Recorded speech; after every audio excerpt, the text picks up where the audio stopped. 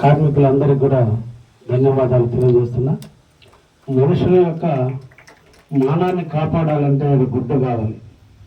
ఆ గుడ్డని ఆకృతిలో తయారు చేసి అందంగా తయారు చేసి మీ జీవితాల్లో మాకు అందాన్ని నింపుతూ ఆనందాన్ని నింపుతూ మీరు కష్టాన్ని నమ్ముకుని నిరంతరం కూడా కష్టజీవులుగా మిగిలిపోయి సమాజంలో మా అందరి మానాలను కాపాడుతున్నటువంటి పద్మశాలి, తొగట ఇటువంటి వాళ్ళందరూ కూడా మన ప్రాంతంలో ఆ పేర్లతో పిలవడం నానుడు కాబట్టి మీ అందరికీ నేను ధన్యవాదాలు తెలియజేస్తున్నా.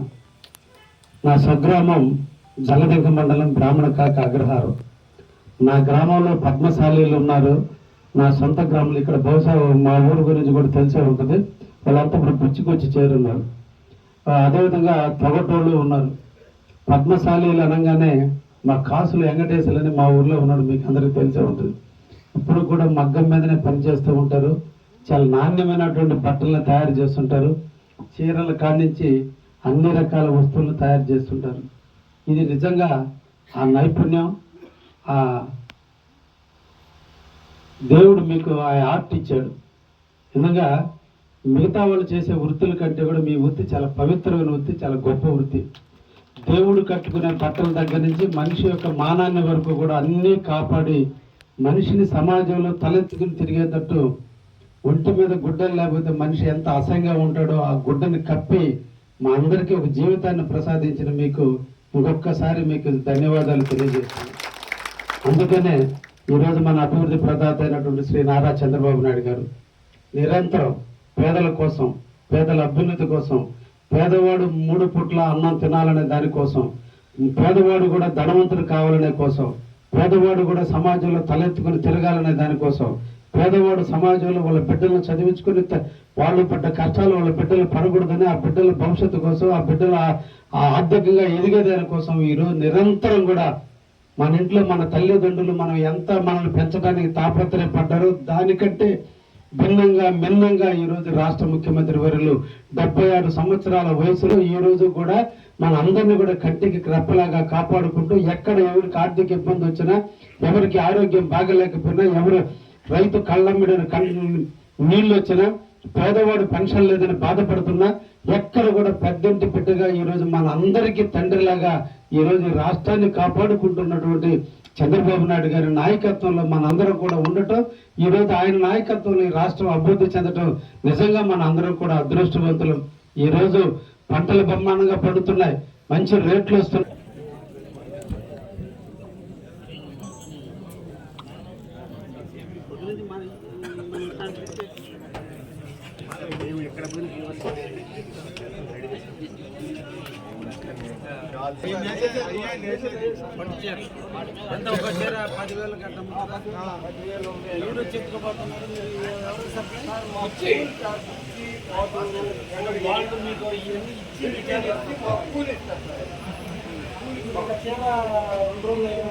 కరెంటు లేకపోతే తులుసుకొని సరిపోతుంది. కానీ మీరు మగ్గాల ముందు కూర్చొని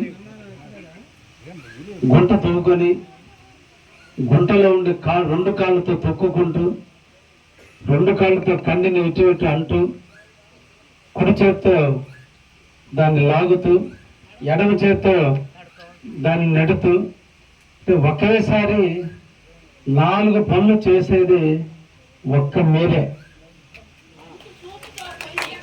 మళ్ళా కంటి చూపుతో పని. మిగతా కుల వృత్తులోళ్ళు ఎవరు 2 కాళ్ళు 2 చేతులు చూపులు అన్ని పనిచేయవు. ఏదో ఒక చేత్తో పనిచేసి సాధిస్తారు. కానీ మీకు సంపాదనలో మటుకు తక్కువ. కానీ మీరు లక్ష్మీదేవులకే చీరలు నేస్తున్నారంటే పెళ్లి కూతుర్లు అందరూ కట్టుకుంటే పట్టు చీరలు, ఆ పెళ్లి కూతుర్లకి మీరు తండ్రి పాత్రలో కూర్చొని బిడ్డలకి వస్త్రాలు అందించినట్టుగా మీరు ఈ రోజున పట్టు చీరలు అందిస్తున్న మా చెన్నూరు, అదేవిధంగా శ్రీరాంపురం, ఈ ఊరు అందరు ప్రజలందరూ కూడా ధన్యవాదాలు తెలియజేస్తూ, తప్పకుండా మీ ఆలోచన నేను ముఖ్యమంత్రి గారికి రాజ్యమూలకంగా ఆయనకి లెటర్ పెడతాను. మీ ఆవేదన నేను అర్థం చేసుకున్నాను. మగ్గం మీద అల్లే వరకు ఒక్కడికే కాదు, మగ్గానికి సపోర్ట్ ఇచ్చేటువంటి మిగతా వాళ్ళందరూ కూడా మీరు ఇవ్వాలనేది మీ ఆలోచన ఉంది. నేను తప్పకుండా ముఖ్యమంత్రి దృష్టికి తీసుకెళ్ళి అవకాశం ఉన్నంత వరకు నా ఒక్కడి వల్ల అవుద్దని కాదు, నేను ఆయనకున్న విషయాన్ని తెలియజేసి వీలంత వరకు వాళ్ళను కూడా హక్కును చేర్చుకుందాం. వాళ్ళు కూడా నిద్రలేసి అదే వృత్తిలో ఉండి అందరూ కలిస్తేనే 5 ఏళ్ళు కలిస్తేనే పిడికిలు ఎట్టయిందో 5 మంది కలిస్తేనే ఆ మగ్గం అయింది. ఆ మగ్గాన్ని అందరూ మనం ఆసరా చేస్తే చాలా బాగుంటుందనే విషయాన్ని కూడా నేను ముఖ్యమంత్రి దృష్టికి తీసుకెళ్ళి అవకాశం ఉన్నంత వరకు కూడా మీకు చేస్తానని, మీరు వృత్తిలో మీరు బాగా రాణించాలని, నిజంగా అదొక ఆర్ట్ కాబట్టి దాన్ని ఎట్టి పరిస్థితుల్లో సద్వినియోగం చేసుకుని మీరు అందరూ కూడా ముందుకు పోతున్నందుకు మిమ్మల్ని అందరూ కూడా ధన్యవాదాలు తెలియజేస్తూ, ఈరోజు కొత్త పెన్షన్లు అతి తొందరలో రాబోతున్నాయి. అదేవిధంగా మీరు కాలనీలు కూడా ఇప్పటికే మీరు అప్లై చేసుకొని ఉంటారు. ఎవరికైనా కాలనీలు రాకపోతే గ్రామీణ కింద మీకు కాలనీలు కూడా మంజూరు అవుతున్నాయి. ముఖ్యంగా అందరూ పేదవాళ్ళు ఇల్లు కట్టుకుంటుంటే ఇచ్చేటువంటి డబ్బు కంటే మీకు అదనంగా 50,000 రూపాయలు మగ్గం ఉంటుంది కాబట్టి, గుంట దొరకవాలి కాబట్టి వేవర్స్ ఇల్లు కట్టుకుంటుంటే ఇంకొక 50,000 రూపాయలు కూడా గవర్నమెంట్ అదనంగా ఇస్తుంది.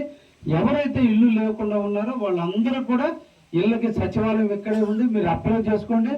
ఒకవేళ ఎవరికైనా ఏదైనా ఇబ్బందులు ఉన్నప్పుడు తప్పకుండా నా దృష్టికి తీసుకురండి. తప్పకుండా మీ అందరికీ కూడా సేవ చేయడమే మా భాగ్యం కాబట్టి మేము సేవ చేస్తామని కూడా ఈ సందర్భంగా మీకు తెలియజేస్తూ, ఈ ప్రాంతం అంతా రైతాంగం వ్యవసాయం మీద ఆధారపడ్డ కుటుంబాలు కాబట్టి మళ్ళా మీకు 2వ కారు కూడా నీళ్లు ఇవ్వబోతున్నాం. 2వ కారు కూడా మే 1వ తేదీ నుంచి నీళ్లు ఇప్పించడానికి కూడా ప్రయత్నం చేస్తున్నాను. తప్పకుండా డిఆర్ ఛానల్ ఇంకా కొంత పని పూర్తి కావాల్సింది. ఈ తాపు పోయినసారి 2వ కారుకి డిఆర్ ఛానల్ కింద ఉన్నటువంటి కొన్ని గ్రామాలకు ఇవ్వలేదు. ఈ తరం ఒక 5 రోజులు లేటుగా 2వ కారుకి ఆ గ్రామాలకు కూడా తప్పకుండా నీళ్లు ఇచ్చి ఏ ఒక్క రైతాంగానికి ఇబ్బంది లేకుండా చూస్తామని కూడా మీకు అందరికి కూడా తెలియజేస్తున్నా. డిఎం ఛానల్ కూడా పూర్తయితే, ఉత్తర కాలువ కూడా పూర్తయితే దగదత్తి మండలం కావలి నియోజకవర్గంలో అన్ని పంచాయతీలు వ్యవసాయ పరంగా ఎక్కడ నీళ్ళకి అలమటించకుండా ఇబ్బందులు లేకుండా కూడా జరుగుతుంది. ఈ రోజున మీ ప్రాంతంలో ఉన్న కాలువలన్నింటినీ మరమ్మతులు చేపిస్తున్నా. ఎక్కడైనా చెక్కలు డ్యామేజ్ అయినా, లేదంటే స్లూయిస్లు డ్యామేజ్ అయినా, లేదా తూములు పడిపోయినా వాటన్నిటి కూడా ఇప్పుడు నిధులు మంజూరు చేపించాం. మళ్ళా కూడా నిన్న ఒక 60 లక్షల రూపాయలు కూడా మళ్ళా చేశాం. సంఘం దగ్గర నుంచి ఒక 20 కిలోమీటర్ల వరకు పోయినసారి సిల్ట్ తీగిపోతే దానికి కూడా మళ్ళా 27 లక్షల రూపాయలు నిన్ననే పెట్టాను. అవి కూడా శాంక్షన్ అయి వస్తున్నాయి. ఎక్కడ కూడా రైతాంగం అనేవి, నేను ఒక రైతు పెట్టాను కాబట్టి రైతాంగం నీళ్ళకి అలమటించకుండా తలమంచి మేజర్ ఇక్కడ ఒక సమస్య ఉంది, దాన్ని కూడా పరిష్కారం చేయడానికి ఇతడు ప్రయత్నం చేస్తున్నా. ఎందుకంటే కాలువ బాగా ఉబికితే తప్ప తలమంచికి నీళ్లు లేక ఇబ్బందులు పడుతుంటే మా పులిసేన ప్రతిసారి పాపం కష్టపడుతున్నాడు. ఆ కష్టాన్ని ఇబ్బంది పడకుండా కూడా దాన్ని కూడా కట్టి ఇంకొకసారి ఇబ్బంది రాకుండా కూడా చేయడానికి ప్రయత్నం చేస్తున్నాం. కాబట్టి మన అందరం కూడా పేద పడుగు బలహీన వర్గాలకు సంబంధించిన వ్యక్తులు కాబట్టి గవర్నమెంట్ ఇచ్చేటువంటి కాలనీలకు రానటువంటి వాళ్ళు ఎవరైనా ఉంటే అప్లై చేసుకోండి. పెన్షన్లు కూడా అతి తొందరలో ముఖ్యమంత్రి గారు రిలీజ్ చేయబోతున్నాడు.